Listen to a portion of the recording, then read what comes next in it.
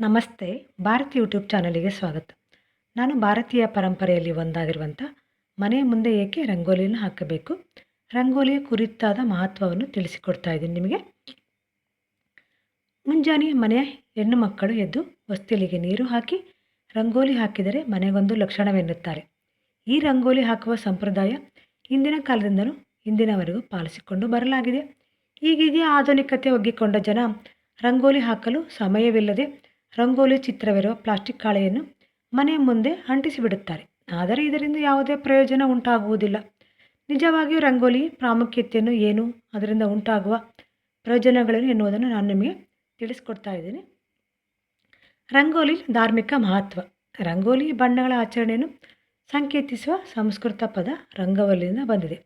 ಇದು ಪ್ರಾಚೀನ ಭಾರತೀಯ ಕಲೆ, ಶಿಲ್ಪಕಲೆ ಹಾಗೂ ವರ್ಣಚಿತ್ರಗಳಿಗಿಂತಲೂ ಹಿಂದಿನದಾಗಿದೆ. ಯಾವುದೇ ಧಾರ್ಮಿಕ ಆಚರಣೆ ಇರಲಿ, ಹಬ್ಬ ಹರಿದಿನ ಇರಲಿ, ರಂಗೋಲಿಯನ್ನು ಶುಭ ಸೂಚಕವಾಗಿ ಹಾಗೂ ಧಾರ್ಮಿಕ ಅವಶ್ಯಕತೆಯಾಗಿ ಬಳಸಲಾಗುತ್ತದೆ.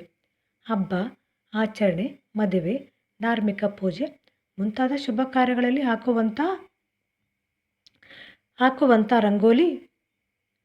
ರಂಗೋಲಿ ಆ ಸ್ಥಳಕ್ಕೆ ಧಾರ್ಮಿಕ ಸ್ಪರ್ಶವನ್ನು ನೀಡುತ್ತದೆ.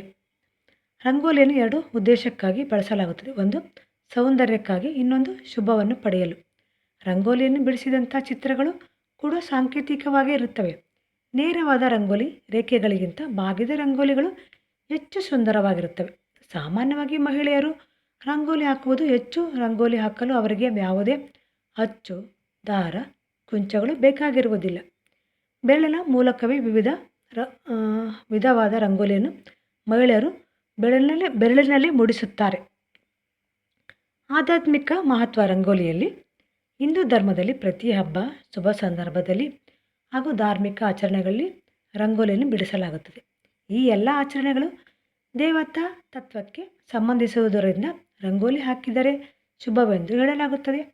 ಹಬ್ಬದ ಸಂದರ್ಭದಲ್ಲಿ ಆಯಾ ಆಚರಣೆಗೆ ಸಂಬಂಧಿಸಿದ ದೈವಿಕ ತತ್ವವು ವಾತಾವರಣದಲ್ಲಿ ಹೆಚ್ಚಾಗಿರುತ್ತದೆ.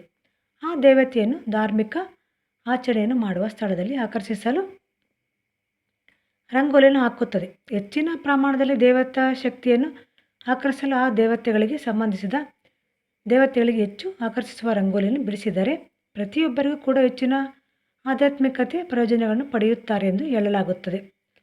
ಆಧ್ಯಾತ್ಮಿಕ ತತ್ವದ ಪ್ರಕಾರ ನಿಮ್ಮ ಸುತ್ತಲಿನ ಶಬ್ದ, ಸ್ಪರ್ಶ, ರುಚಿ, ರೂಪ, ವಾಸನೆ, ಶಕ್ತಿಯು ನಿಮ್ಮ ದೇಹ ಹೇಗೆ ಹಾಗೂ ಭಾವನೆ ಮೇಲೆ ಪರಿಣಾಮ ಬೀರುತ್ತದೆಯೋ ಅದರಂತೆ ಮಹಿಳೆಯು ರಂಗೋಲಿ ಹಾಕುವಾಗ ಅದು ಆಧ್ಯಾತ್ಮಿಕ ಶಾಂತಿಯನ್ನು ನೀಡುತ್ತದೆ. ರಂಗೋಲಿಯ ರೂಪ ಹಾಗೂ ಬಣ್ಣದಲ್ಲಿ ಸಣ್ಣ ವ್ಯತ್ಯಾಸವನ್ನು ಮೂಡಿದರೂ ಅದರ ಕಂಪನಗಳು ಬದಲಾಗುತ್ತದೆ. ಮನೆಯ ಬಾಗಿಲಿನಿಂದ ಒಳಗೆ ಪ್ರವೇಶಿಸುವವರು ಮನಸ್ಸಿನ ಮೇಲೆಯೂ ರಂಗೋಲಿಯ ಪ್ರಭಾವ ಬೀರುತ್ತದೆ. ಮನಸ್ಸಿಗೆ ಶಾಂತಿಯನ್ನು ನೀಡುವುದರ ಜೊತೆಗೆ ಮನೆಯ ಆಂತರಿಕ ಶಾಂತಿಯನ್ನು ಕಾಪಾಡುತ್ತದೆ. ನಿಮ್ಮ ಮನಸ್ಥಿತಿ ಬದಲಾಗಿಸಲು, ಮನಸ್ಸಿನ ಶಾಂತಿಯನ್ನು ಮರಳಿ ಪಡೆಯಲು ರಂಗೋಲಿ ಸಹಾಯಕವಾಗುತ್ತದೆ. ಸಾತ್ವಿಕ ರಂಗೋಲಿ. ಸಾತ್ವಿಕ ರಂಗೋಲಿಯಲ್ಲಿ ಒಂದು ವಿಧ. ಇದರ ಮುಖ್ಯ ಲಕ್ಷಣವೆಂದರೆ ಈ ರಂಗೋಲಿಯು ದೈವತಾ ತತ್ವಕ್ಕೆ ಪ್ರಸರಣದಿಂದಾಗಿ ಭಕ್ತರ ದೈವಿಕ ಶಕ್ತಿ ಭಾವ, ಆಧ್ಯಾತ್ಮಿಕ ಭಾವನೆ, ಚೈತನ್ಯ, ದೈವಿಕ ಪ್ರಜ್ಞೆ, ಆನಂದ, ಶಾಂತಿ ಹಾಗೂ ಆಧ್ಯಾತ್ಮಿಕ ಅನುಭೂತಿಯನ್ನು ಪಡೆಯುತ್ತದೆ.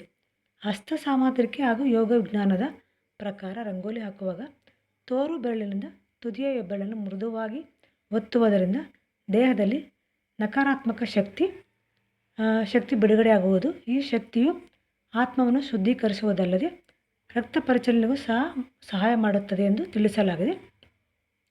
ರಂಗೋಲಿಯನ್ನು ಎಲ್ಲಿ ಹಾಕಬೇಕು? ರಂಗೋಲಿಯನ್ನು ಸಾಮಾನ್ಯವಾಗಿ ಮಣ್ಣಿನ ನೆಲ, ಸಗಣಿ ಸಾರಿಸಿದ ನೆಲ, ಟೈಲ್ಸ್ ನೆಲದ ಮೇಲೆಯೂ ಹಾಕಬಹುದು.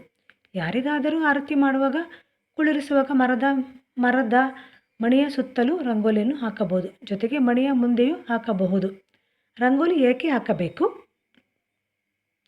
ನೆಲವನ್ನು ಸಗಣಿ ಗುಣಿಸುವಾಗ ಅಥವಾ ಸಗಣಿ ಸಾರಿಸುವಾಗ ಅದು ನೆಲದ ಮೇಲೆ ಸೂಕ್ಷ್ಮ ರೇಖೆಗಳನ್ನು ಸೃಷ್ಟಿಸುತ್ತದೆ. ಇದು ಕೆಲವೊಂದು ಕಂಪನಗಳನ್ನು ಉಂಟು ಮಾಡುತ್ತದೆ. ಈ ರೇಖೆಗಳು ಅನಿಯಮಿತವಾಗಿದ್ದರೂ ಅವುಗಳ ಕಂಪನಗಳು ಕೂಡ ಅನಿಯಮಿತವಾಗಿರುತ್ತದೆ.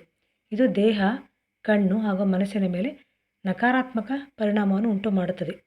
ಹೀಗಾಗಿ ನೆಲದ ಮೇಲೆ ಶಂಖದ ರಂಗೋಲಿ, ಶುಭ ಚಿಹ್ನೆಗಳೊಡನೆ ರಂಗೋಲಿಯನ್ನು ವ್ಯವಸ್ಥಿತವಾಗಿ ಬಿಡಿಸಿದರೆ ಇವು ಪ್ರತಿಕೂಲ ಕಂಪನಗಳನ್ನು ನಿವಾರಿಸುವುದು ಹಾಗೂ ಅನುಕೂಲಕರ ಫಲಿತಾಂಶವನ್ನು ನೀಡುತ್ತವೆ. ನಿಮಗೆ ಈ ಚಾನಲು ಇಷ್ಟ ಆಗಿತ್ತು ಅಂದರೆ ನಿಮಗೆ